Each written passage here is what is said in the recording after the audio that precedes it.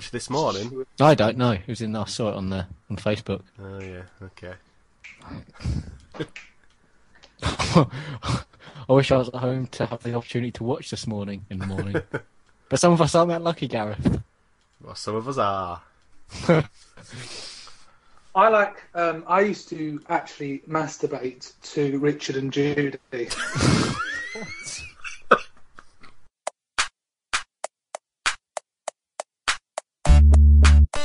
The Gamecentral podcast.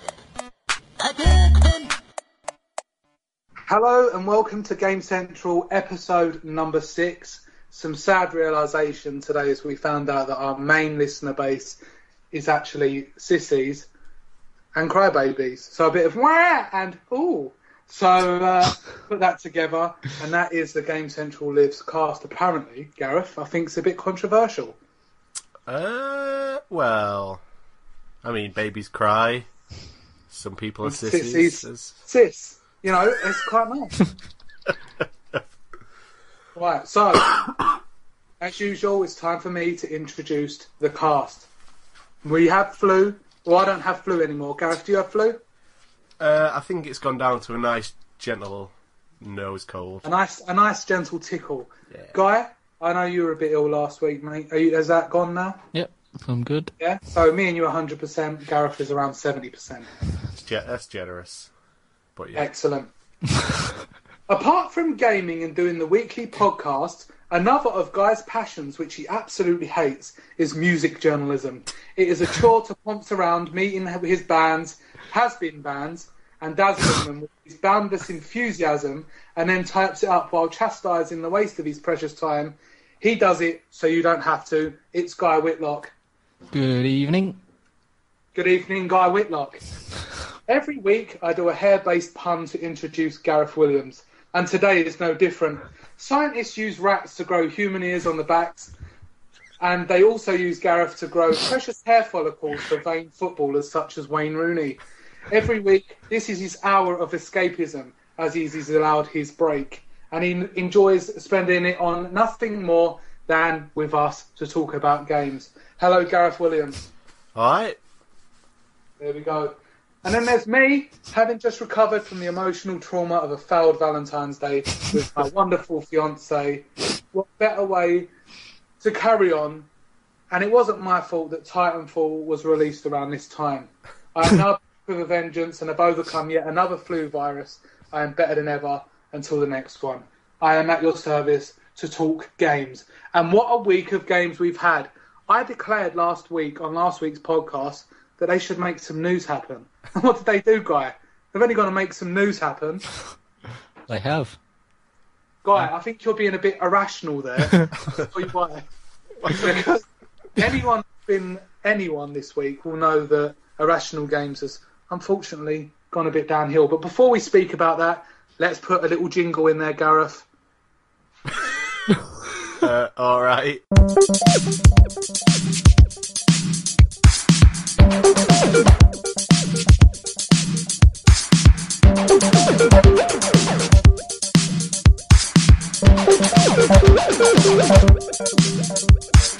So, coming up on today's show, guys, we have a packed show for you today. As usual, we've got news items where we'll be talking about the unfortunate closing of Ken Levine.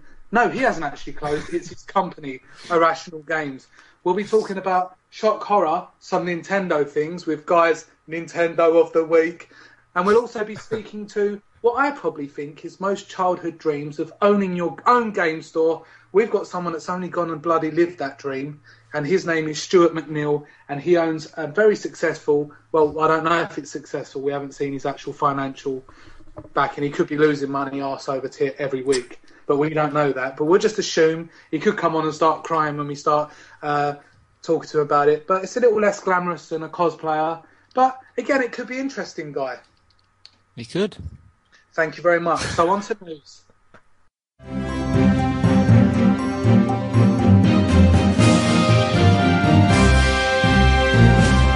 So this week, unfortunately, Ken Levine has culled his development team. Guy won't care because he doesn't like Bioshock anyway. And didn't he only really create 2 games there anyway in Bioshock and Bioshock Infinite, Gareth?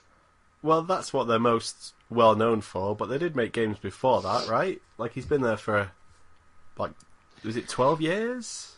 Does anyone know any of these games? Freedom Fighters? Oh, I've heard of that. Whoa, Freedom Fighters. That's one of my favourite games ever. Well, there you go. That wasn't Irrational Games, that was IO Interactive, the people that made Hitman. Yeah, I'm sure it was Irrational. It wasn't Irrational, Gareth. Right, well... Irrational. Do I need to Google this? I'm gonna... It's completely unprofessional. I'm sure they've made more than just Bioshock. I know for a fact. If they have, no one knows about it, so they can bloody get a life and no one cares if they've closed their thing. Well, no, they weren't involved in Freedom Fighters. No, because that was IO Interactive. It was IO Interactive. He is Thank correct. you very much. Freedom Force. Freedom Force. The third echelon, what's it called? No, Freedom Force. It wasn't. Yeah, Freedom Force. That is indeed a Irrational Games game. And did you love that game? No, but it was close. Be upset? I was close to being correct. Well, basically, probably, we never know. They might continue 2K to make more Bioshock games. You know, we had Bioshock 2. I didn't play that personally, but I heard it wasn't as good without the mind that is Ken Levine. Yeah, I wasn't a huge fan of the first 2 Bioshocks anyway. No. But I really liked Bioshock Infinite, so it's kind of weird seeing a studio just close on the backs of an amazing game. Well, go out with a bang. Go out. Excuse me, I can hear someone typing in the background like we're just working in an office. Like me and Gareth are in an office. We've come in, put our tea down. Oh, Gareth, did you hear Irrational Games has closed down? Yeah, sorry about that. Oh, there's a guy over in the corner doing his work as usual. We're talking about games because we're so cool. And that little nerd doing all the bloody spreadsheets. I don't want to hear the little pitter-patter of your fingers on the buttons. Okay. Thank you very much, Guy. Thank you for understanding. So, Guy, Irrational Games, are you going to miss them? Dearly. Dearly. I sense a little bit of sarcasm. My sarcasm meter is flickering. Well, I've played Bioshock Infinite is the only game I played by them, and it's good. But were they making anything that wasn't Bioshock in the future anytime soon? Well, this is what I'm saying. I think the main sad thing is that Ken Levine or Levine, I'm not too sure what it is. He said that he's going on to primarily focus on mobile gaming. No. Yeah, which I think's a shame because he seems to be a real visionary, and I think if we're losing his kind of input into the game industry, you know, that's a shame because I don't think he's going to be able to realise these grand ambitions on mobile devices. Maybe he just wants to make something where you tap it and it goes through pipe. You know, he's saying, what, 50 grand a week? I'm having some of that. You know, you make these spend ages making these games and then suddenly someone comes along and guides something through a pipe and then, you know, it's all over for you. But, Gareth, I mean, Irrational Games, the Bioshock games, are heralded as some of the best of this generation.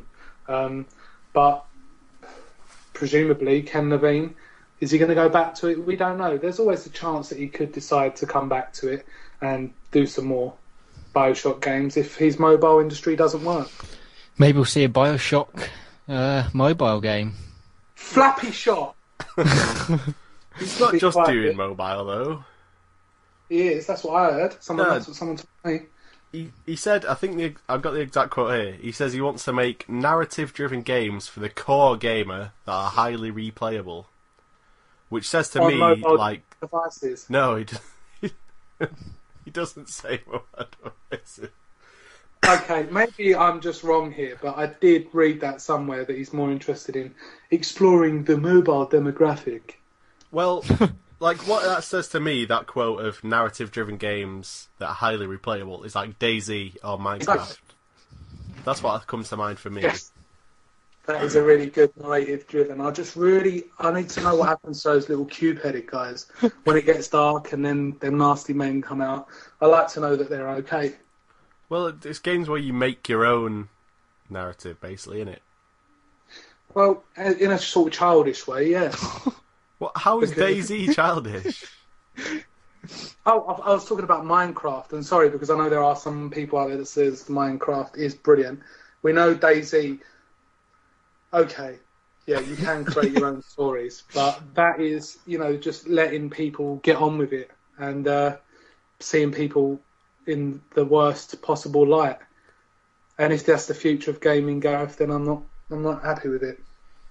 Well, it's the future of Ken Levine's game. Yeah, but all I see in DayZ, whenever I watch videos, is people going around handcuffing people now, pointing guns to their heads, and talking to them. Yeah. That's not... That's, if that's what you want to do, Gareth, that's fine. Chasing guys around fields. Last I heard, there was some sort of a bean craze, and everyone was getting robbed for their beans. There was a big article about it on Kotaku with loads of examples. Fucking Kotaku. Don't read Kotaku. Worst fucking website. All right, let's not show any impartiality here. That's not even a word. I'm just making words. For all your gaming needs, please visit www.gamebanter.co.uk. So anyway, that's it for Irrational Games. I think we're all being pretty rational when we're talking about it. We're not throwing our hands up in the air and saying it's awful. When someone leaves a game studio, they can always come back at the end. Well, no, it's not him leaving. He's the head, and he's dissolving Irrational Games. That's the bit that annoys me. I'm being dissolved! Exactly. He went in there and just threw acid over everyone and ran off. He's like in charge of Irrational. He's closing it down, taking the 15 best people and going off to start his own thing, which means how would you feel if you wasn't chosen? You'd feel like crap. Well, yeah, but like you'd be out of a job. That's the main thing. Like 180 people are out of a job. Right, 180 people. You've got to choose 15, Gareth. You go into the office in the morning. How do you do it? I would do it like you remember when you were at school and you had to sit in a circle and then you closed your eyes and then you would go around and you would touch them.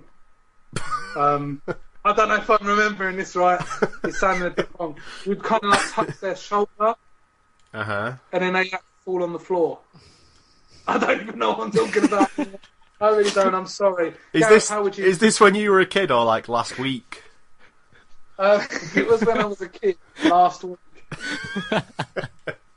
You know what I mean? It's quite. You have to be pretty to go in there. You don't have to be pretty. You have to be pretty.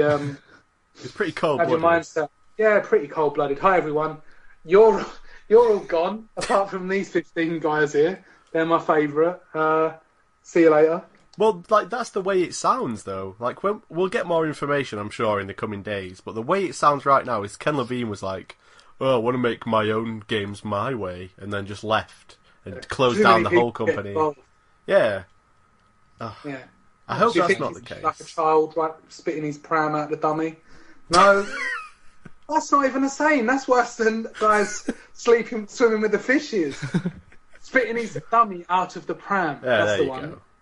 There we go. It does sound a bit like that. I hope it's not that, because I've heard him in interviews and he sounds like a pretty nice guy. Yeah, but then the ego gets to everyone in the end, Gareth.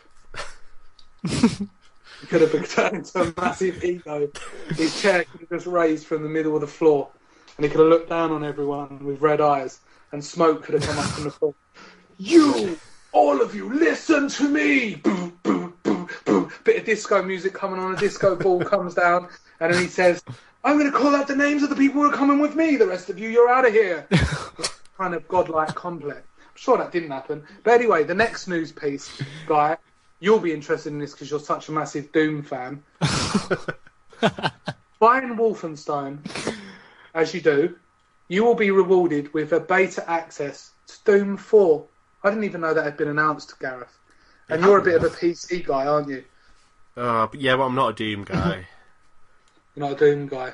Do you think id are a bit overrated, or are you an id fan? Well, John Carmack left to go join Oculus, didn't he? So they've lost, by all accounts, their best guy. Yeah, that's true. So, like, I don't know why Doom 4 why they would choose to make Doom 4 now. Well, unless they just need money. Well, the last game they released was Raj, as we all know. I actually really enjoyed that game. I fucking hate it. A lot of people. You hate it? Oh man, Rage is so bad. Does it make you rage? No, That's a good one. It makes.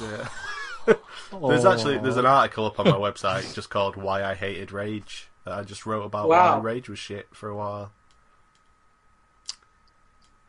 So you can go and look at that if you hated Rage. Well, I actually think Rage was pretty good. I liked it. It was kind of like single players, kind of Borderlands style. Yeah, but that's the thing. That's what they were saying, and I was expecting a lot more. That's right, I actually did play Rage. Yeah, but what do you expect from id? I think it's better to call them ID software, but it's not. It's id. And when I did actually find out that it was id, it was quite an emotional day for me. Because id doesn't mean anything. ID can be like identification software. But yeah, I think id, we shouldn't expect anything revolutionary from them. It's going to be like a corridor shooter. Guy, you got to tell me about that anecdote you had the other day of when you bought an Xbox, the original Xbox, and you played Doom 3 for the first time. Well, Because you never played a PC to play on. Well, this is awkward because I never played Doom 3. Oh dear. I was just hoping, throwing it out there. I could have improvised to an extent, but as soon as you asked me about Doom 3, I would have been a bit... Gareth, Rabbit did you in play it on headlights. your beef PC? No, again, Doom's not my thing. It was before my time, and then Doom 3 looked scary, and you know what I'm like with scary games, so I just never ever played it. I did, and I didn't really get through it. Stuff like Quake, and it was all the same back in the day. You had Doom, and you had Quake, and then you had people that were kind of getting the whole software and using the engine. And a lot of those PC first-person shooters of that era, the 90s, early 90s, they all pretty much looked the same. Mm-hmm. And it would be all that blocky stuff. And I tried playing Doom. I'd never played it before. I played it on Xbox Live. And it just seems totally crazy, doesn't it?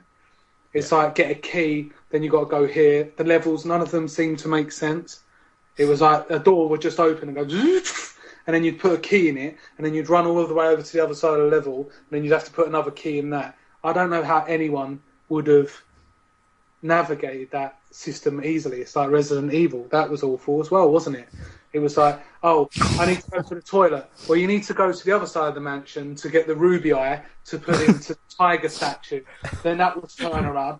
I'm literally going to poo myself. I need to get there. Well, you need to go and find the key, but you have to watch out because there's a tarantula guard in it. That mansion probably has the worst kind of navigational system ever, and it would just take so long to just get from one room to the other. So it wasn't very good. And Doom pretty much seemed like that, as if there was no real pacing or level design. It was just a load of stuff randomly thrown everywhere, and then it was just a shooting. But, again, I've got no rose-tinted specs for Doom, so I can't say anything when it comes to that. I think the good thing about Doom is I think it was a strong influence in the company that made Serious Sam. Have either of you played Serious Sam? Oh, yeah. That's amazing. I find it quite fun because I Serious find Sam it's is just crazy. It's just nuts.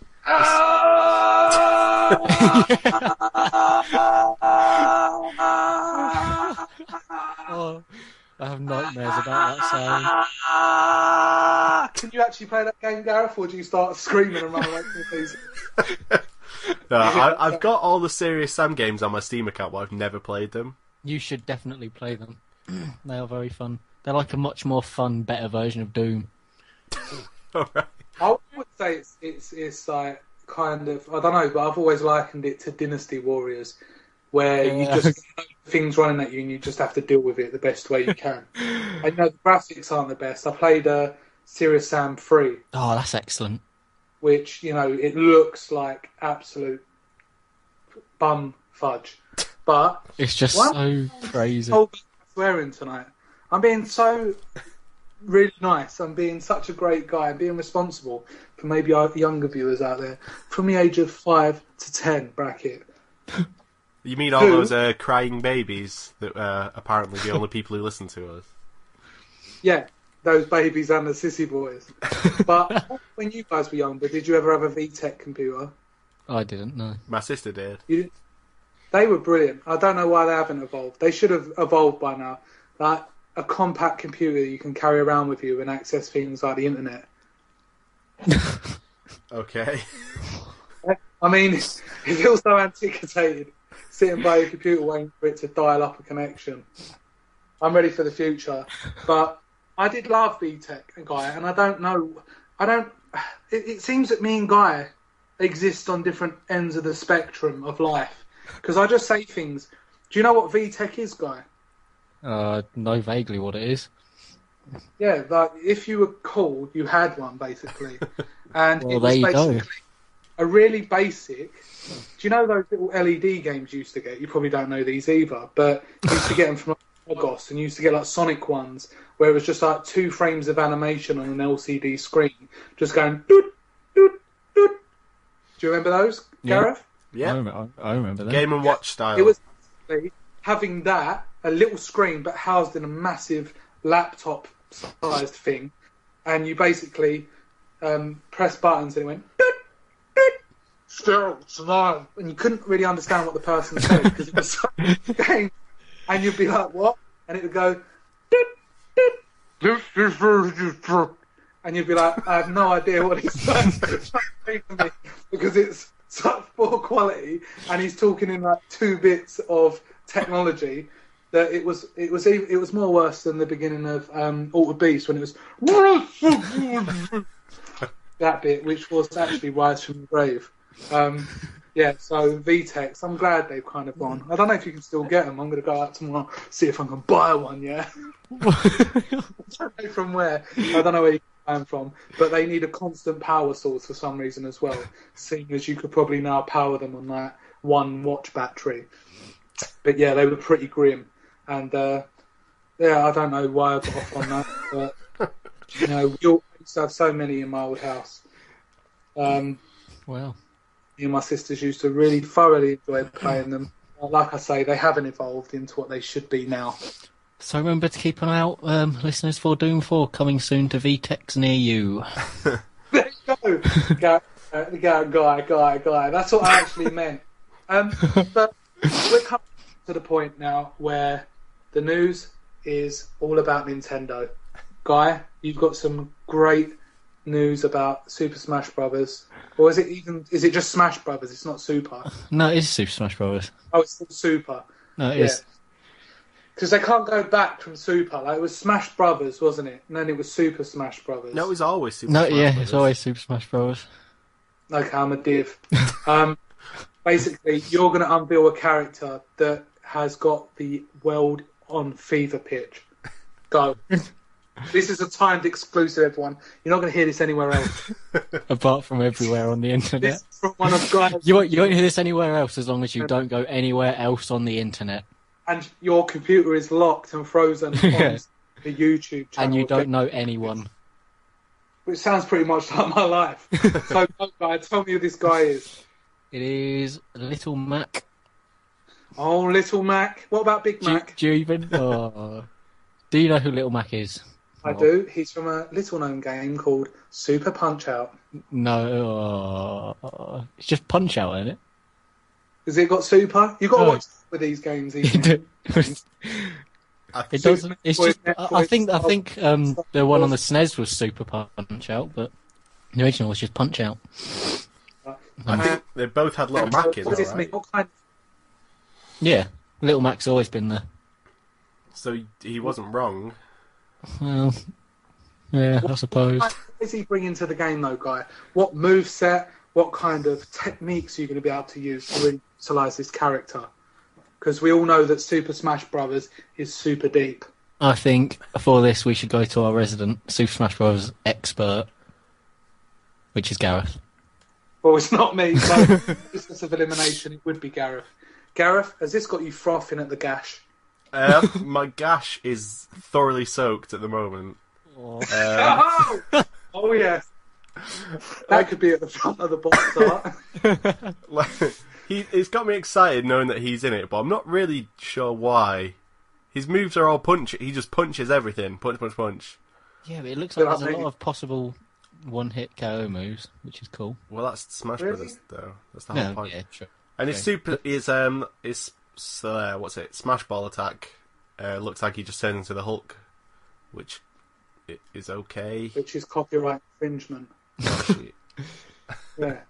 For someone that tried to play Super Smash Brothers on the GameCube and then later on the Wii, and thought that there wasn't much technique or strategy going on, everyone was just kind of just pushing each other all over the place. No, well, someone posted a link to a series on the Gamecentral group a while ago about people that played Super Smash Bros. Melee competitively, and it was I never said that like the people that probably play it far too much. It's literally like 7, which is just crazy. 7 what? 7 input commands a second. Oh, that's pretty cool. But could you differentiate? Say if I played. Probably not. No, I know what you're going to say. If you put some amateur people that had never played it before, just bashing buttons side by side with a screen of actual professionals playing, could you tell me who were the professionals and who weren't? I could. Because it just looks like a bit of a mess. Yeah, he could. Gareth, that's a bit of an egotistical thing to say. No, because Smash Brothers is a game where button bashing gets you nowhere. Unless you're playing against other button bashers. It does. A little bit. I would always beat a button basher at Smash Bros. Yeah. Whereas like a game like Tekken, no matter how good you are at Tekken, somebody can just button bash on Eddie and just kick the shit out of you. I can't. No. I'm shit at Tekken. Well, obviously Guy can't. Guy can't do anything. No. No, alright, Jesus Christ. No, guys, he's not being horrible, mate. You can't. Which is pretty good. But like, because I'm pretty good at Smash Bros, a button basher will never be able to beat me. No. Because it's not a game again, button bashing. Arrogant. Well, okay. Yeah. I'm definitely arrogant in that respect, but I do think you could easily spot a pro next to a button basher in Smash Bros. And there we go. I think Little Mac is a character that should be in there. To be fair, he's been on a lot of Nintendo consoles. Yeah, the fact that from they right announced near the beginning. The fact that they announced Wii Fit Trainer before they announced Little Mac is kind of insane. Nah, but that's what I just want to see Mega Man in there. I mean, he won't be in there, but he already is. I want to see Dante. Is he? Have I just missed something? Of course he is. I remember seeing that now. Yeah, that was like one of the first things they announced. You don't need to Jesus cry anymore. Christ, that was a long time ago. Speaking of games that require little to no effort to play, and even if you are using skill, towards the end, a bullet can come in and just take you out for no apparent reason. No. Guy, I heard you got some Mario Kart news. Yeah, in the same Nintendo Direct broadcast, they revealed a new trailer which showed off some new tracks and bits and bobs, and the fact that the Koopalings will be playable. All of The them. Koopalings who you hadn't even heard of, Robert. Well, like Huey, Dewey, and Louie. I can't remember their names. I mean, obviously it's not them, but... The But equivalent. for someone that dislikes Mario Kart, I played Mario Kart on the GameCube and the Wii. I quite liked it, but I didn't like the way a massive bullet can just come in at the end and just knock me off and take away all that hard work. Hard work is I would like Mario Kart so much more if it didn't have any of the weapons. Well, on Mario Kart 7, there's actually, when you're setting up online lobbies, you can set up like little communities where there's weapons abound and stuff, which is good. I like the weapons, but they are annoying. When you're sitting by yourself trying to work through the Grand Prix and stuff, and then a computer flies past you at the end, where you get blue shelled. Yeah. Well, blue shells are dodgeable, aren't they now? Well, sort of. If you're at the right time. Yeah. I just got so infuriated with the game so I had to keep repeating races because at the end I just felt like I was unfairly just knocked over the side when there's no skill involved. I know there's skill within the driving itself, but then I think, what's the point of me putting all that effort in when someone can because at the end of the day, the computer is in control of everything happening. There is no chance. If the computer wants to do something, it can do something. It's like the world's biggest, worst loser. Oh, yeah, that's true. Yeah. No, it'll be good. Is that the news section wrapped up this week, guys? Is there any more news that you've got for us, Guy? Of course not. Of course not. Well, I would just like to say a little sad thing. Commiserations to Jared Johnson, who failed his driving test for driving too close to cars. Absolute crap. Gaming has taught us that driving close onto incoming traffic is not only encouraged, but it also rewards us with extra boost. People rarely do things right the first time. For example, when I first had sex, it lasted about 10 seconds. But now I can last at least 5 minutes. So, Jared, you carry on, mate, and we know that you will pass your driving test, won't he, Guy? Of course. He will. But it's that time of the week again where Rob talks about... What is Rob talking about? The back of the game box. On the back of the game box. Can you tell what the game is by what he's actually reading from the back of it?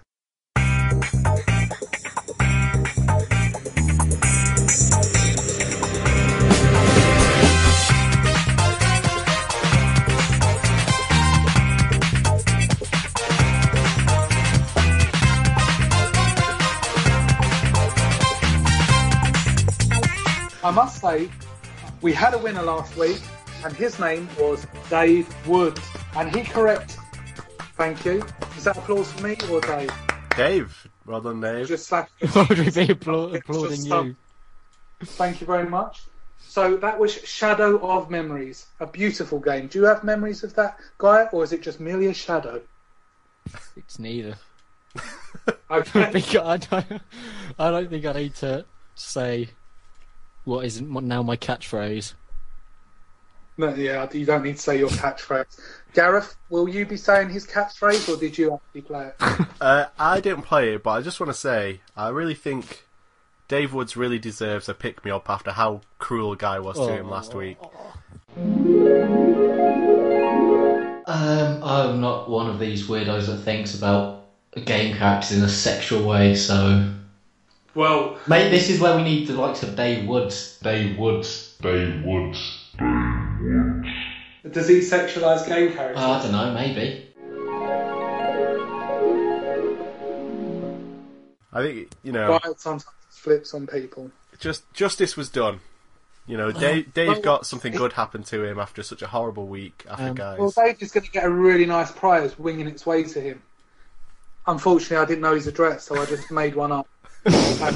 So if it arrives to him, brilliant. If it doesn't, it's not my fault. You know, what can I do? I can only... I took a guess. Right, guys? So this week, here we go. What is Rob reading on the back of the box of a game? Chained together and doomed for destruction, you must make your escape from the evil animal testing laboratory. As Bleep, the only weapon until you have is the indestructible Bleep. Make your getaway, free other animals, and sabotage the Twisted Corporation. Well, I'm pretty sure you played that game, Guy. I have actually played that game. Me and you absolutely love torturing animals and being nasty to animals. I'm pretty sure I have actually played a demo of that game. Well done. You've got loads of demos that you play. I don't want to... Alright. Does that ring your bell? And? I'm not going to guess, though, in case I'm right, and I don't want to... Guy, you're turning a bit arrogant now, to be honest. That's talking to you for an hour and a half every week. Thank you. I'm glad that I pushed your ego. It's good. Gareth, does that? I'm going to type it in the chat, and then could you just say yes or no? Because I really want to know whether I'm right now. Well, I just want to let you know, I have no idea, and I think you did a really good job picking that game and reading that out. Thank you. I mean, I do it every week. It's something that I feel that I've improved on every week. The first game was, the way I picked it up wasn't as good as it could have been, but I'm now gripping the game with more force. But it's coming up to that time again of the week where we call up our guests of the week, and this week the man's name is Stuart McNeil, and he only owns a bloody game shop, Gareth. What a lucky sod.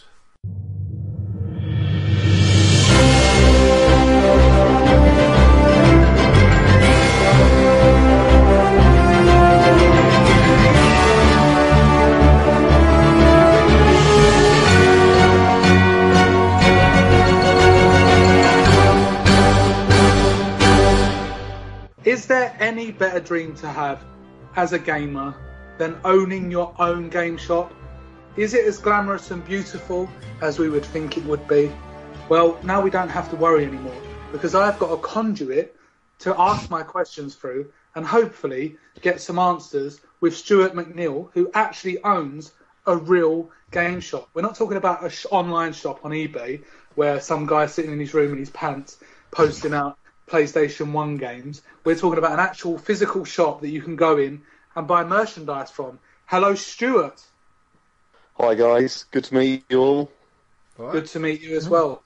You're on the line here with Guy Whitlock and Gareth Williams. Give you a little bit of a background. Guy is someone that he suggested people get together and do a podcast, even though he doesn't actually really play games or like games himself.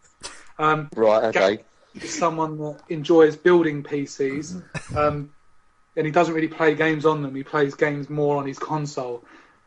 Me, I'm a bit of a psychopath, and I like to play on an Xbox One, and sometimes I play on Xbox 360. boo. I know. Oh, we've got a PlayStation fanboy in the house. Or you could be a Nintendo fanboy if they exist. Oh, no, I'm a proper PlayStation fanboy. Yeah, that's where it's at. So, owning a game shop, is it worth it, yes or no? No. It is worth it. I mean, I do enjoy it now, but we've had a few, previously we've had a few tough years where, we've not earned sort of too much money, but, we're working hard now, and, So we've got the shop how we want. What's that, sorry? Tell us about the start, like the thought of having a game shop and to where you are now. Oh, God. It's quite a long story. I used to... Biopic or like an hour's thing, but just, how do you go about it? How do you start having a game shop? Well, years ago, probably about 7-8 years ago, I used to run a game shop with a friend of mine, a guy Chris. And that was down in Kent, and that was a franchise of a shop called Chips. I don't know if you ever heard of that. Yeah, Chips. So I run that for a few years, and I sort of, cut a long story short, I sort of wanted to go into business sort of by myself, obviously, and a bit sort of closer to London where I live. Sort of opened up a sort of a similar style of shop in Croydon, and that was old M&M Games, which I think Rob, you've been to, and that's the really small shop down a little alleyway. And when I went down your little alleyway, I went in there and there were people playing card-based games. Is that Yu-Gi-Oh or the Magic Gathering? It was probably the Yu-Gi-Oh or the Card Fighters Vanguard. Yeah, and I mean, this is a world that I'm not, I'm quite scared of. I'm not being, each person to themselves, but, my girlfriend will normally come into game shops with me, but she looked in the window and she said, Rob, I'm not ready for that world. It was that kind of level. And I tried to go up against, I was brushing up against quite a few of them, not intentionally for any kind of cheap thrill, but, I was trying to look in your lovely cabinets, but it just wasn't happening. And I was quite upset, to be honest. It is quite... Sunday we wrote off. It was all about the card games. We sold lots of basically the booster packs and the decks and the bits and pieces, but we just found that Sunday was the right day for that. And I would always tell people, if you want to have a good look around the shop, don't come on a Sunday. Don't come. Come on a Saturday, and then you can have a good look through all the cabinets, climb up on the ladder, have a look at the Mega Drive games. But since then, saying that, about 4 years ago, I went into business with another friend of mine called Dan. He sort of helped me out sort of financially, and we both sort of worked hard for a couple of years, and now the shops are sort of making money. But we've moved across the street to a much bigger shop called Irrational Games. Yeah. And that's still in Croydon, I know, about 50 metres away from where the old shop was. But the good thing about there is we've got an upstairs game space.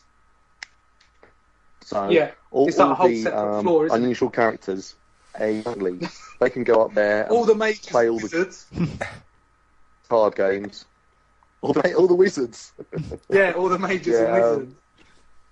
Yeah, that's it. All the mages and wizards, and dark magicians can go upstairs Racist. now There you and go. play their games.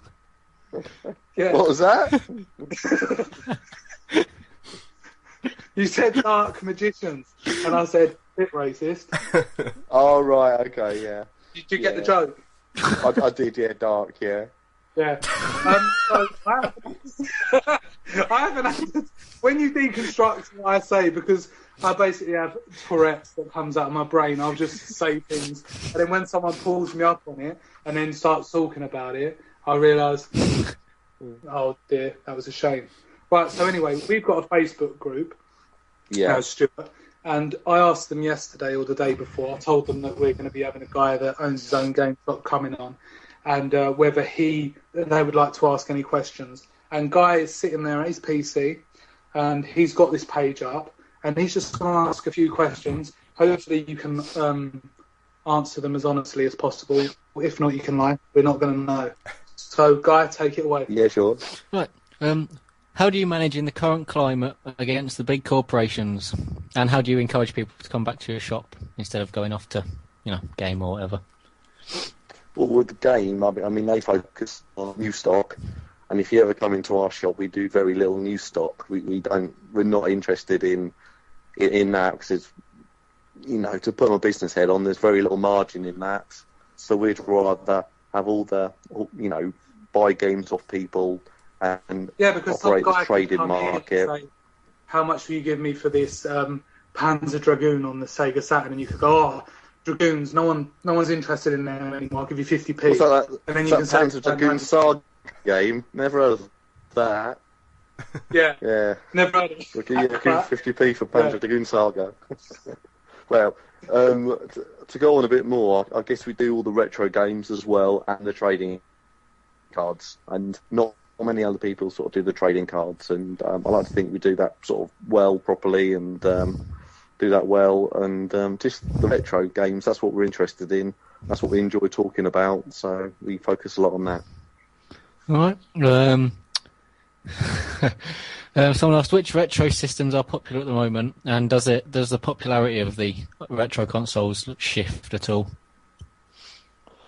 Yes. At the moment, it's always Super Nintendo. It's always Nintendo systems, N64. They're always our sort of best sellers. They're always it's easy to sell the stuff. It's hard to get it in. That's what I always say, especially for those. I mean, we've got twice as much sort of Mega Drive stock, and personally, I think the Mega Drive's a great system, but I wish we had that much stock of Super Nintendo games and NES games and things like that. But are definitely all of the Nintendo systems. Yeah, well, that's because Nintendo are the best, and their old systems are the best old systems. I'm just throwing that out there. Did you realise there, Stuart, that as soon as you started mentioning Nintendo, Guy's breathing became a little bit more laboured and fast down the mic? He got a bit excited, did he? Everyone knows the Super Nintendo is one of the best consoles ever. Here we go. Well, of course, it's all right.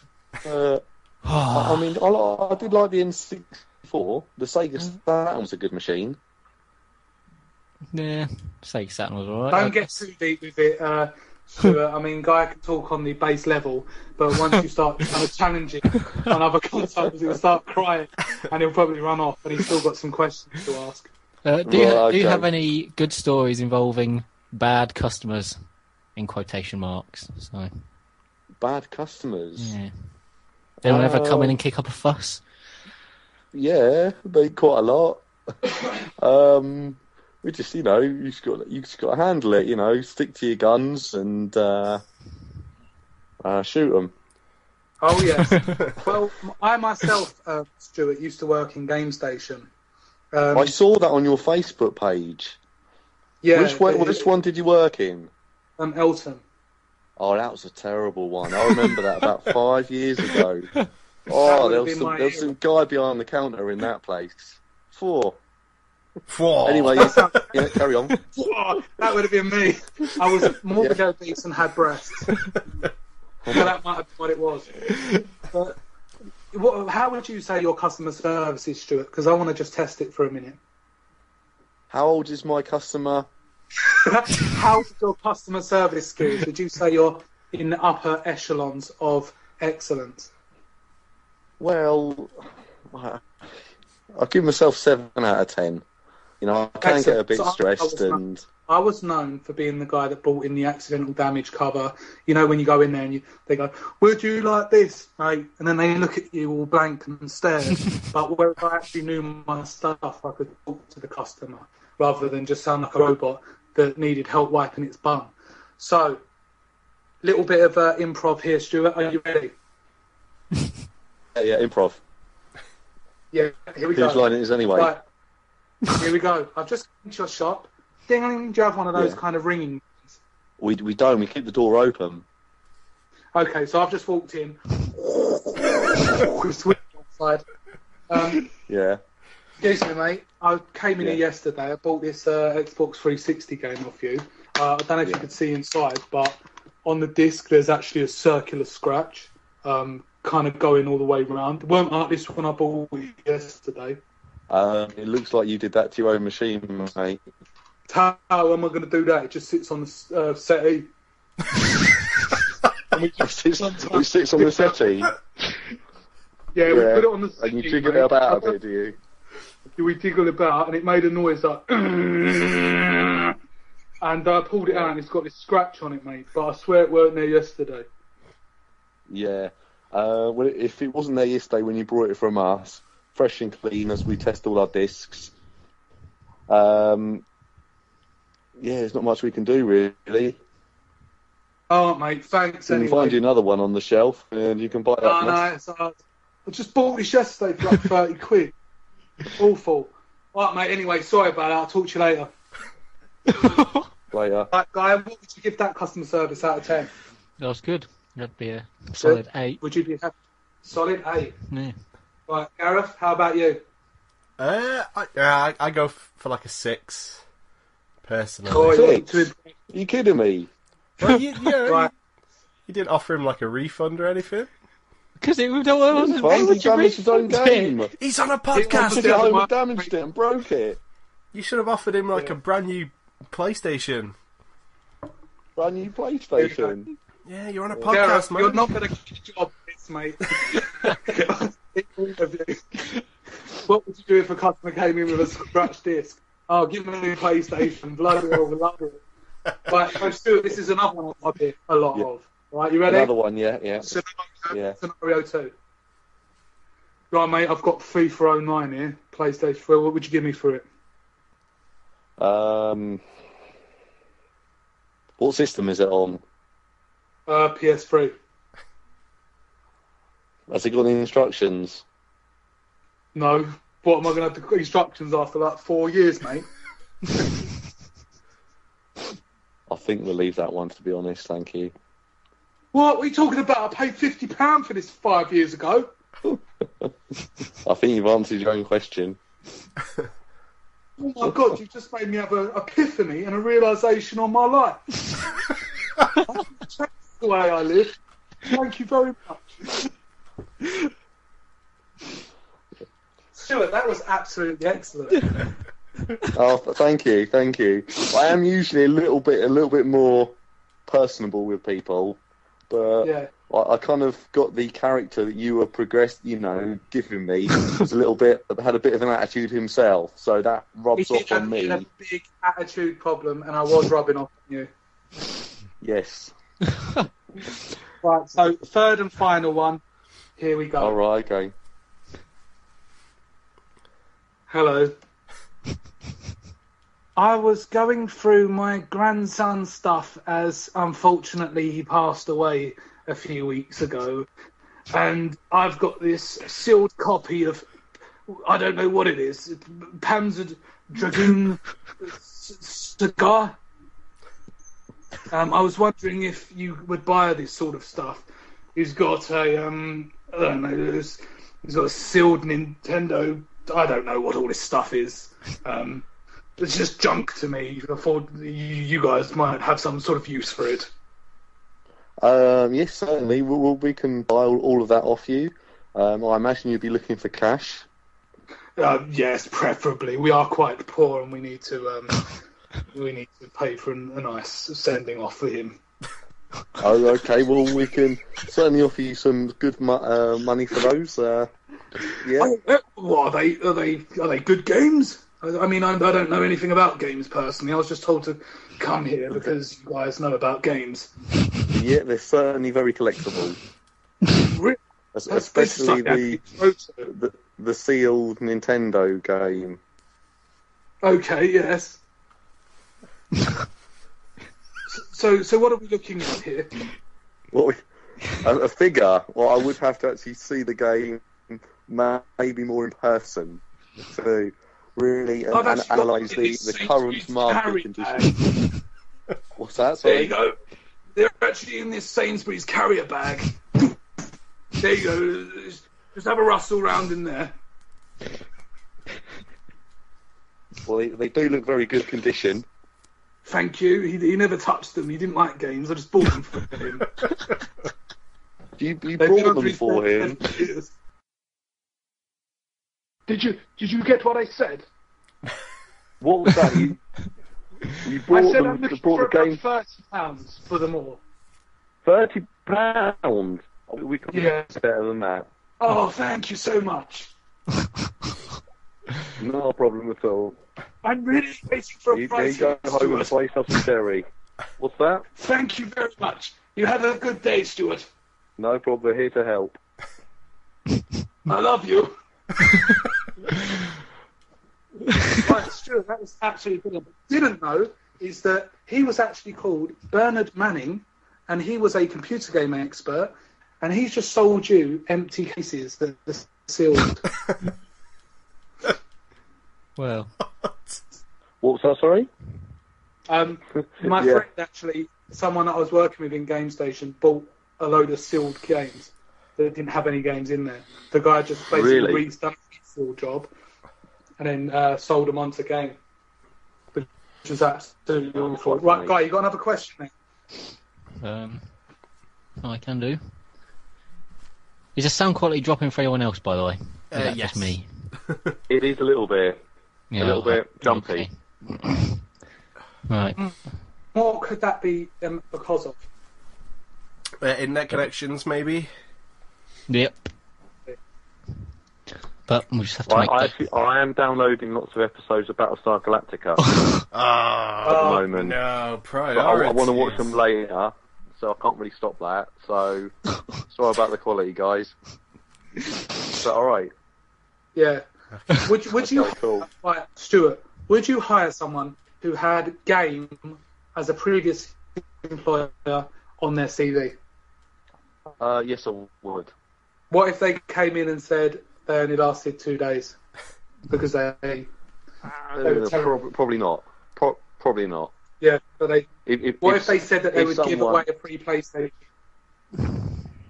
If they gave away a pretty PlayStation, if they said they could give away a pretty PlayStation, probably no, I still wouldn't have followed them. No, it's just going back on what Gareth said when he said that someone come in with a scratch disc and he'd let them walk out with a nice PS3. How do you We're trying to actually? help Gareth with, yeah. I was gonna say, how do you actually pick who to hire though? Because I think it's happened to all of us where you walk into a game shop around Christmas and there's a Christmas temp in there who doesn't know a Xbox from her arsehole. And you're like, And trust- I applied to work here over Christmas and I know everything about games and this bitch is working here for no good reason. Well, we do get hundreds of CVs every year from people, and I don't know, probably 20% of those you would consider employing. But in the last year we've employed one person, so and it's all based on sort of knowledge of game. Well, in fact, we've employed 2 people, but it's based on sort of knowledge and how sort of personable people are and how sort of enthusiastic sort of people are as well, because you don't want, I don't know, sort of a game snob or anything Which like is that. what I am. Who you feel. Well, there are places for game snobs, the internet. Yeah, and then they say stuff like, But I think it's all about just being personable. The PlayStation 4 version is higher resolution. Yeah, or talking about unlockable characters on Breath of Fire. He knows no one don't. Yeah. They don't know anything about. So Yeah. I don't like people who know every unlockable character on every obscure Japanese RPG. They're probably not the right person to and what work people in the are not shop going and to be chat to people judgmental as well, are and you? be approachable. Yeah. Fair enough. Yeah, like Yeah, I mean, there's nothing wrong with liking FIFA or Call of Duty. Yeah. You're but at the still same a time, dirty you can't casual, mock but people that buy it. well, no, because they're I mean, on my PlayStation 4, the only games I've got is FIFA and Call of Duty. So they're That's the games thing. I enjoy playing. If someone comes in and asks for FIFA 14, you don't go, how stupid, why not try to obscure No, Japanese of course role-playing not. games? Exactly. I mean, Yeah. FIFA's, it's one of my favourite games. Oh.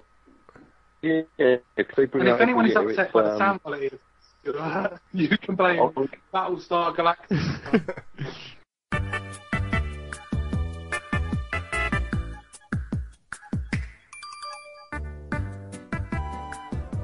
Hi everybody, it's Gareth here again with your weekly video game music section. We're actually coming up towards the end of the month now. There's only about a week left, and what that means is the Classic FM Hall of Fame vote is only going to be up for another 8 days. So this is sort of your last week to go and vote for your favourite video game soundtracks. Try and get them into the Classic FM top 300 classical soundtracks of all time. There's actually a Twitter account that sort of spearheads this every year that I follow, sort of been in contact with for a while. So if you go on Twitter and you follow at Classic VG Music, all one word, he'll sort of keep up to date on. Actually keeps you up to date on like concerts that are going on throughout the country to do with video game music. So like the Final Fantasy concert that was on the other week, he kept people up to date about that. So I would recommend you follow him. He's actually really good. And with that in mind, this week I'm going to play the track that sort of started it all, really. This was the track that was originally petitioned to get into the Classic FM Hall of Fame. It was our first high entry. I believe it got to number 14 in its first year. And it's Aerith's theme from Final Fantasy VII. Enjoy!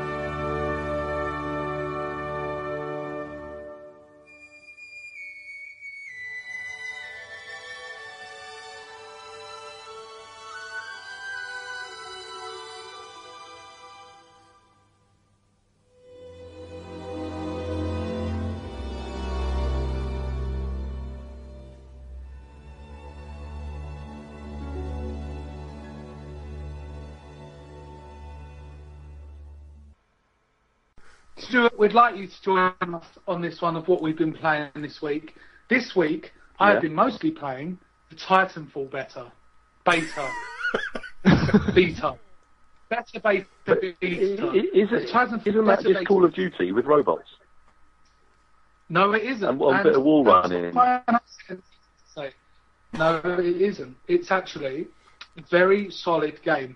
And, you know, it's solid because it's got such limited people on its servers.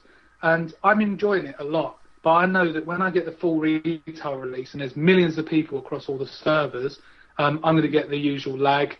I'm going to get Americans that shoot me. And then I look at the kill cam and then I'm nowhere near them. It's why I stopped playing online games.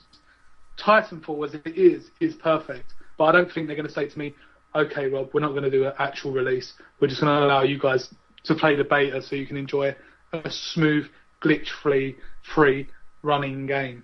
And it is a really good game.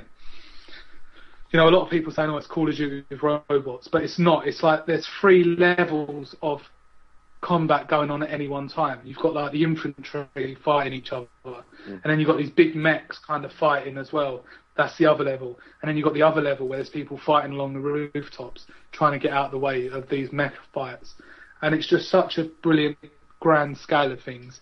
And I think if anyone can kind of reset the online shooter genre, it's Infinity Ward, because to be honest, when I turn on Call of Duty and stuff now, it's just all the perks and all the weapons and all the attachments. I get lost, and I haven't got the time to invest in all of that. Do you know what I mean? I don't know what you're like with online shooters, Stuart. I like to play them. I'm not particularly good at them. No. But then again, that's not your fault. That is the fault of the servers and lag. Like, you think you're not good, but it's just because in America and stuff, they've just got better technology and they're able to do faster things without the lag, and you're getting shot by Americans that think they're great, but you know you're at a disadvantage before you even pull the trigger.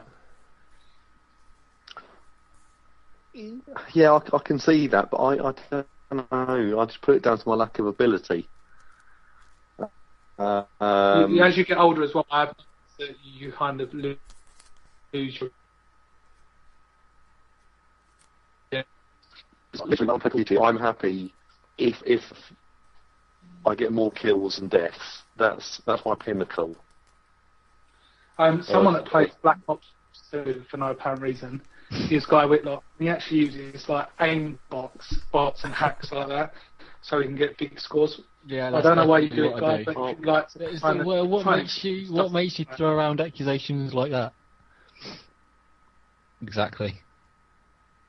Well, because you put up hits of 64 kills and 1 death, and everyone else has got like 12 kills and 20 deaths. So someone's using a hack.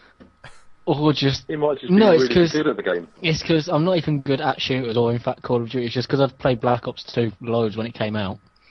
When I did the competitive stuff for a while, I just got such a good knowledge of the maps and spawns and stuff. That's all it is.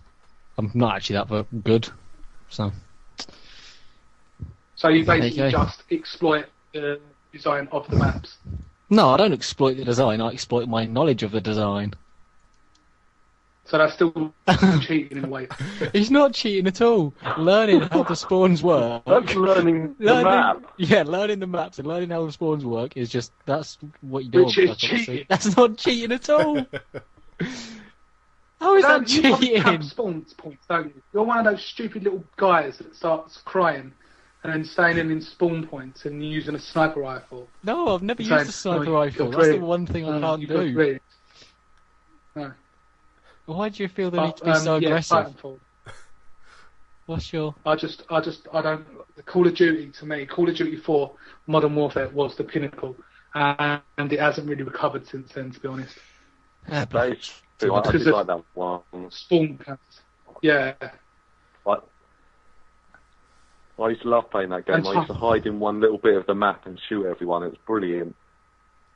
Yeah, and that's how you play the game, Stuart. I'm like, Guy. Wait. Titanfall is bringing us back to those days. And that's all I've been playing this week. Gareth, what have you been playing this week, darling? Well, I bought Battlefield Premium because they had new maps coming out this week. and then I set them to download, and then I needed something to play offline once it downloaded, and fired up Fallout 3, and then I've actually just played Fallout 3 for like 5 days instead of Battlefield. Sounds like 5 days well spent. It's awesome because I've not played all the DLC for it, and I got the Game of the Year edition on Steam, so I've played all the DLC now. Fallout 3 is just immense. It's so good. I'm jealous of your week. Why? It is. It's excellent. What was Have you your played week? Point Lookout yet? Have I played what? The Point Lookout expansion yet? Yeah, I've played them all now. Oh, no, that's cool. I think Point It's Lookout good. was probably Not my good. least favourite. Just the like hillbilly Broken Steel's setting's good. a bit done. Broken Steel's amazing. Sorry. No, the problem with the hillbillies is they have a ridiculous amount of health. The hillbillies are just like invincible. Yeah, unless you. Like, I'm doing a bit of cheating as well. So. No, of course. All you have to do is just get Forks as your follower, and then that's it, because he's invincible and has a laser minigun. And that's it. Yeah. That's like the easy way to do everything on Fallout. Just have that guy. I could be myself and have my own laser minigun. Yeah, you could, but I liked Forks. Forks was like my favourite follower. Everyone always loved dog meat, and I never. Again, that's guy exploiting the game.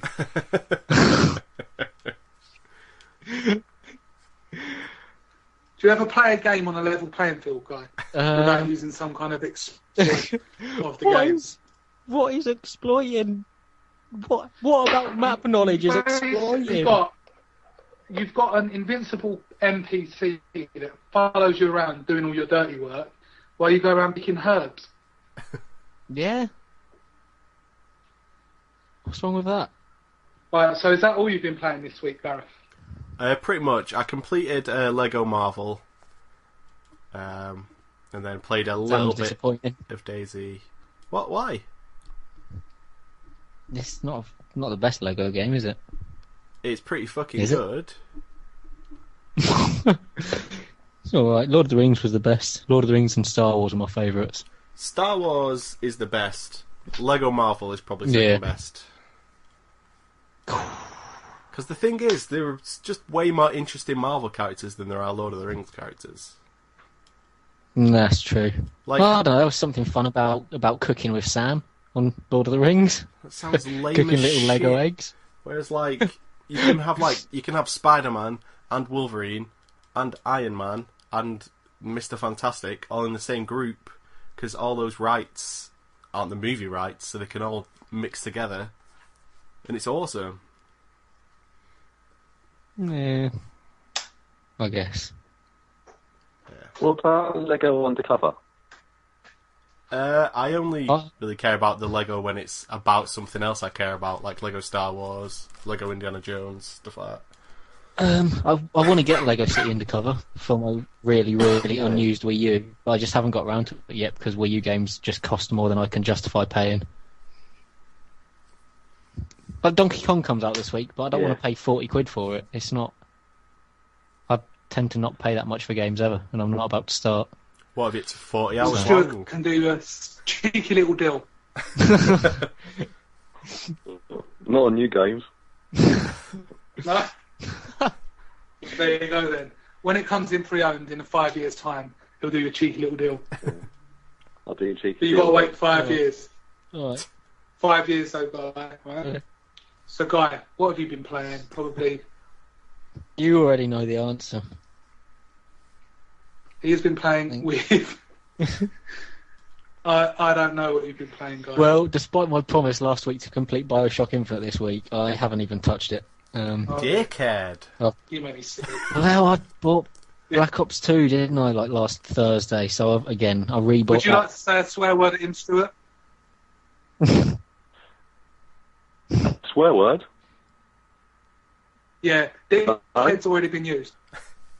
No, because obviously Guy hasn't finished Bioshock Infinite, which I'm sure you will agree is an absolutely fantastic game. I've not played it yet. I downloaded it on PlayStation Plus the other day. We got another guy in And there. yeah. Well, there you I go. haven't played it yet though. It is good. Yeah. I just well, never get around to finishing it. So, but what I have been playing, what I have been playing is Guacamelee still, because that's amazing, and I'm still trying to get to the end of that. But it's also very difficult. And then I've been playing Black Ops 2, and that's it. And I've played far too much Black Ops 2. So that's a shame. That's a shame. it is a shame because however much I enjoy it, it's like a drug. I don't really want to be playing it. I don't want to come home and think, oh, I'm going to play some Black Ops. So I want to come home and think, I want to complete Bioshock Infinite. Or But I it's want to hard finally when you're play good at Assassin's something. Creed 4. But then I just think, When you know you're good at something, it becomes kind of addictive. that is To very keep much going the back. problem. Like Ghosts, I put in Ghosts the other But day. that's it. I put in Ghosts the other day, and I was so bad. I just thought, no, I'll go back to Yeah, Black when you Ops 2. get destroyed, I'm going to go back to something I know.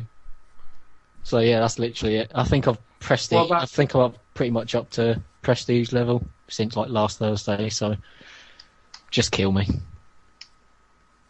Someone, that is we're out there. That's a Very request fucking to end my miserable existence.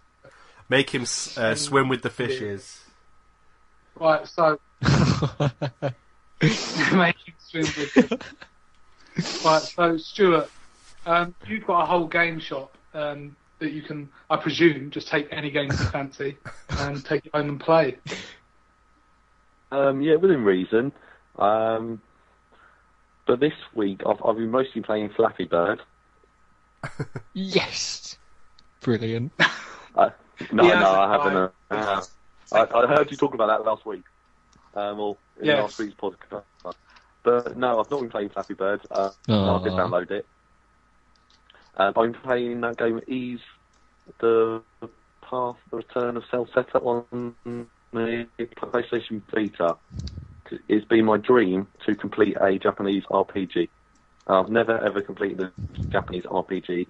So this one, I'm Nor about have I. 15 hours in. Wait, So so another 500 to go. Pretty long. which game is that? Sorry. It's where it's spelled YS and it's Oh yeah, I know. Ease Okay. or something. Yes. I don't know, everyone calls it something different, but I assume it's called Ease, Yeah. even though it hasn't got an E in it. Um, But yeah, that's a really good game. Out on Friday. But I've been playing that. It's pretty good. It's a good game. And I like the combat on there. It's all sort of action rather than turn-based. yeah. And I'm really enjoying that. Well, next on that list of Japanese RPGs for Vita, you need to play is Persona 4. I'm just going to tell you that now. That's 80 hours. No, I can't be playing that. I Oh, haven't got the time. it's like the best. Me, yeah. It is. I Like understand that. It is a long investment. Come on, guy, keep So good. going, keep going. No, because he's right. To be fair, No, he's not that guy. You've got to tell him why 80 No, hours. because Why he should invest 80 hours. he of his should time. invest in it because it's got good gameplay and the story and characters. The characterization and the voice actors are just insane, and they just make you. It just makes you want to spend that time on it.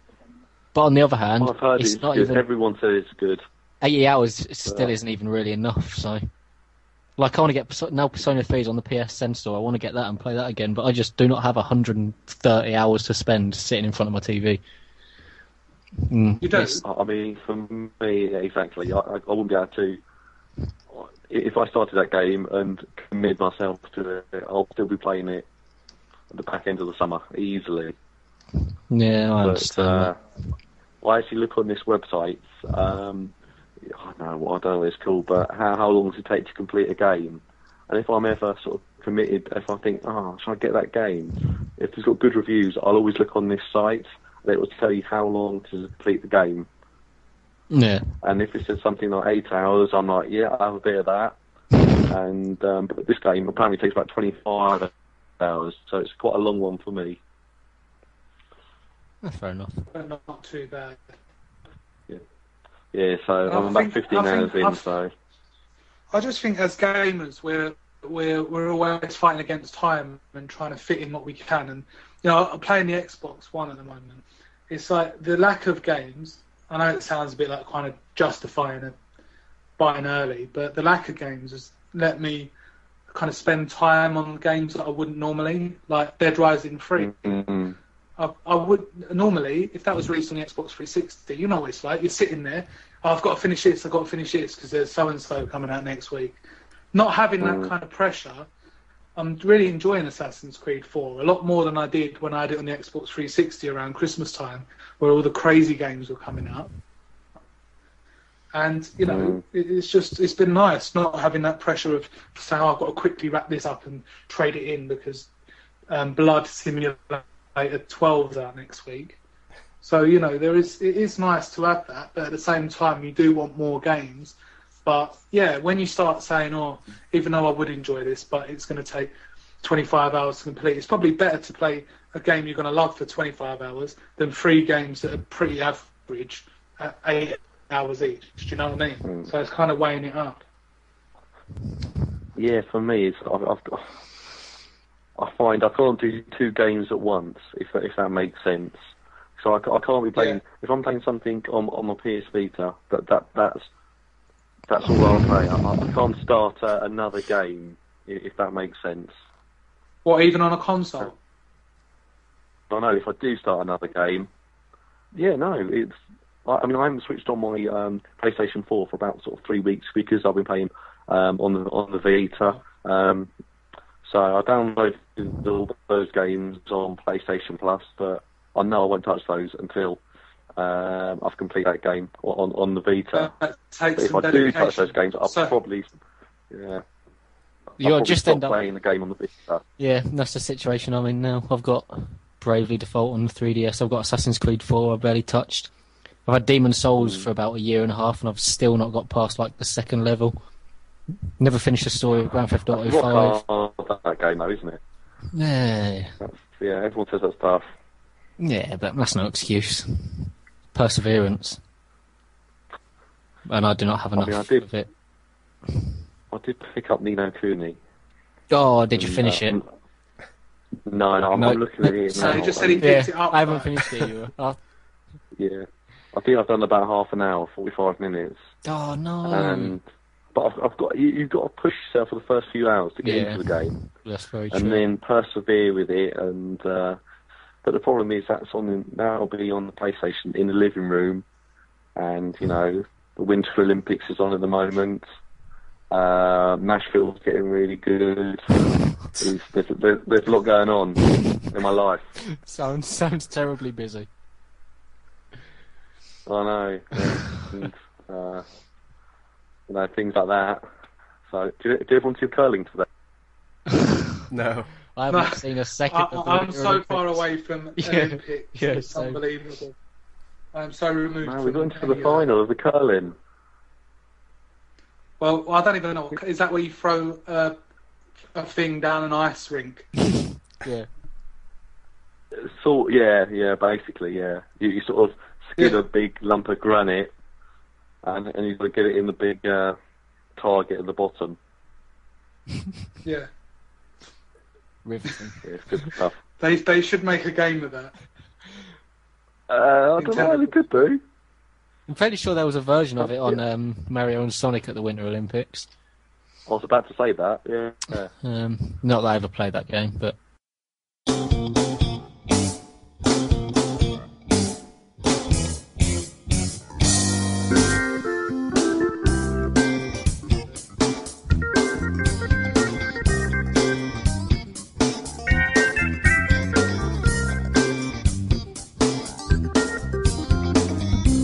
Right, so Stuart, I've just had a few more questions through. We'll just do these ones quickly before we wrap up the podcast.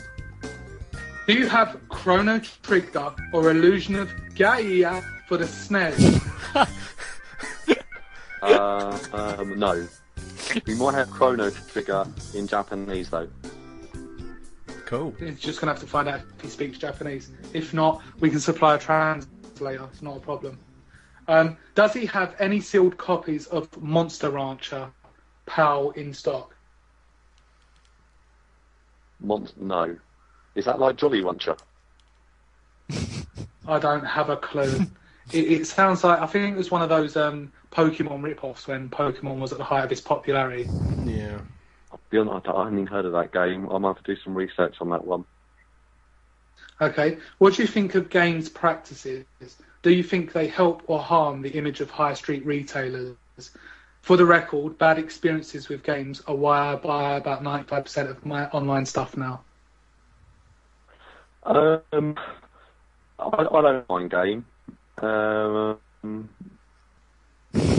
Because you've got to have, the shame on high street, I think, because that's the place to buy a lot of the games which other shops won't take the risk on. And lots of parents go in there, so that's a good thing. But generally, their practice, I do hear again and again that they don't give much on their trade-ins, and I'll be honest with you, trade-in prices, when we want the stuff, we'll always compete with CX. We won't compete with game, where we know as standard we'll just give more than they do, and but I don't know, they're a company that's got to make money, they've got shareholders.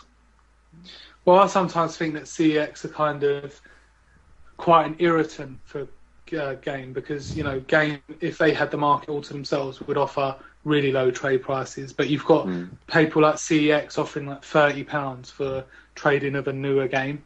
And I think that's pretty good. And then they match it and they seem almost angry that they have to match it. Yeah, because you've got to think the problem with new games is, you might give someone £25 for it, and they see it on the shelf. You're selling it for £35. Okay, so you make £10 profit. But the problem is the risk that you take. So every week we go through all of our stock. We'll physically walk around and we'll pick off things and actually just make sure the prices are right on them if they're compared to CEX or stuff we spotted in game, what the going price is online. And the game we might have given 25 for, we could potentially be selling it for 20, 19.99. So people say, oh, actually, you're selling that for £10 more. But it's sometimes the risk involved, and we all know that if you wait a couple of weeks, the games will drop. Like you can buy Call of Duty now for you can buy Call of Duty 25? Now for £20. 20. Yeah, I think in Tesco's it's 20 on the Xbox, and so we've got to reflect our pricing when we buy that in to take that into account. So it's a constant battle, I guess, with all the other pricing and things like that. So that makes sense. Yeah. Obviously, with downloadable games becoming more common now, do you think that's something that could affect you, or do you think having your retro salon is something that benefits you against that? I mean, we're aware it's going to happen. More and more people are downloading stuff. But as I said, we focus heavily on the retro market, and then we focus heavily on card games. And we're always pushing card games events, and that's not something that interests you guys, but it certainly is sort of a big part of the business. Well, yeah, there's no other things in Croydon really that do that, do they? I used to play Yu-Gi-Oh. Yeah, I know the scene. Here he goes. Yeah, exactly, and then people still do. Yeah, one of my old best friends used to be the UK champion of Yu-Gi-Oh. You must know the Dark Magician. Yeah, I got you a joke earlier, but there was no. Oh, there he goes. Right, so Stuart, what's the most expensive rare game you've ever bought and sold? Oh, we had in. I think it's Panzer Dragoon Saga, to be honest. Yeah. Panzer Dragoon Saga. I can't remember we bought it in for. I think we sold it for about 140. Nice. But that goes down to why we don't sell on eBay, because I think we sold it on eBay, and then the guy, he was moaning about one of the pages of the instructions was slightly crumpled.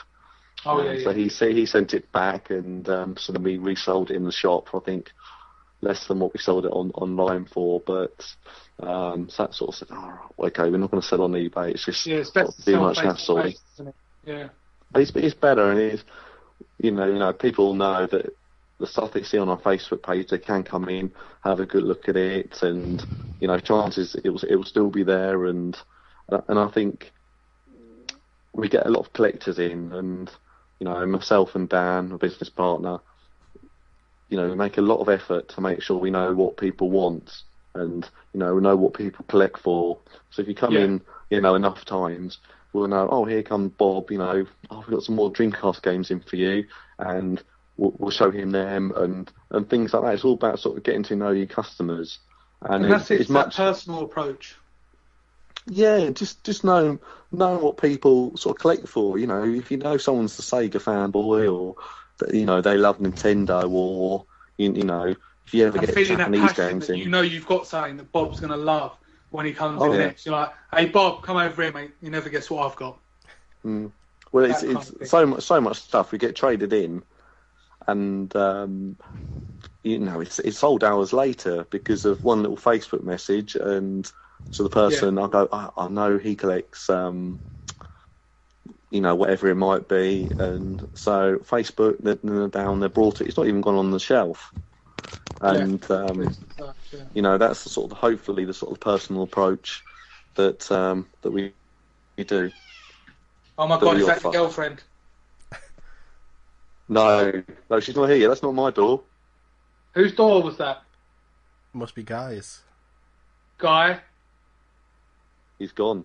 Oh, Guy went for a poo. Or he done one and he's just gone to he's back. He's back. Here he comes. Guy, put some WD-40 on your bloody door. What? You heard. Grease it up, mate. Right, so, do you sell any gaming merchandise? We're talking figures here, because I am someone that collects figures, and we do a little bit of figures, a little bit. We're going to get into it more in the future. You need to get into the whole play arts area, because I'm getting wound up of going to these places and they're charging £90 for a figure. Yeah, they're not cheap on those figures. But no, going to Forbidden Planet is ridiculous. Yeah, I mean, I don't really know sort of too much about it. We stock a few people come in and trade in figures, still all boxed and things like that. So we've taken a few in that way. But regarding actually buying them in from a supplier, it's something we're going to do, but we haven't done it yet. Yeah, you got to tell me when you get any play arts in. Yeah, I just absolutely love them. But anyway, that's all we got time for this week, because Guy is going to go out, get drunk, go home, and then start crying. What have you got for the rest of the evening planned, Gareth? I'll probably play some Battlefield, get started on those new maps, see what they're like, and report back next week. I'm going to have to... Don't learn them too much. No. You'll be accused of being a cheat. You'll be exploiting the game. You're exploiting the game. Learn them just a little bit, and then when you feel like you're becoming a bit too familiar, just turn it off. Yeah. If you start killing lots of people, don't play it anymore. No. I'm going to have to go and bloody spend time with my girlfriend now.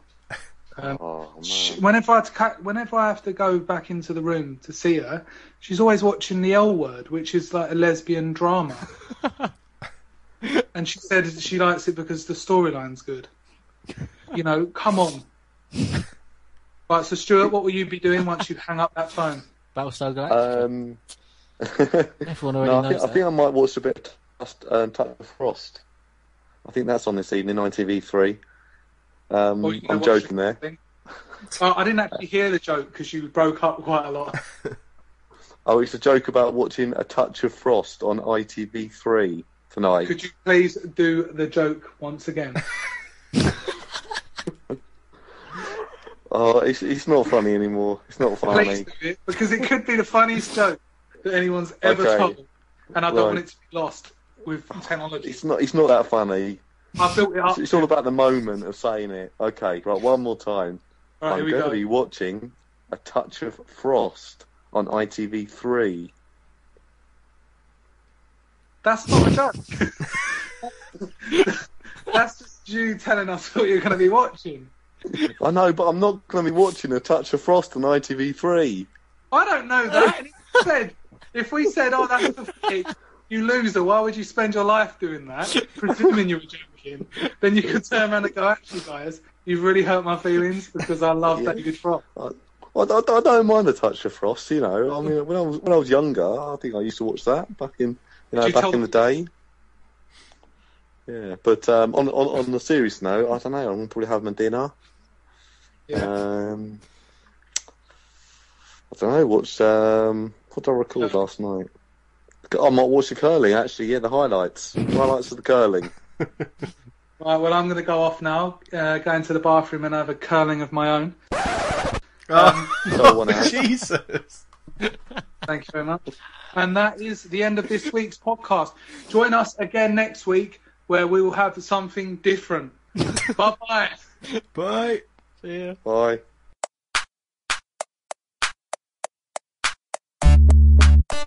The Gamecentral podcast. Hadouken! Stay woods.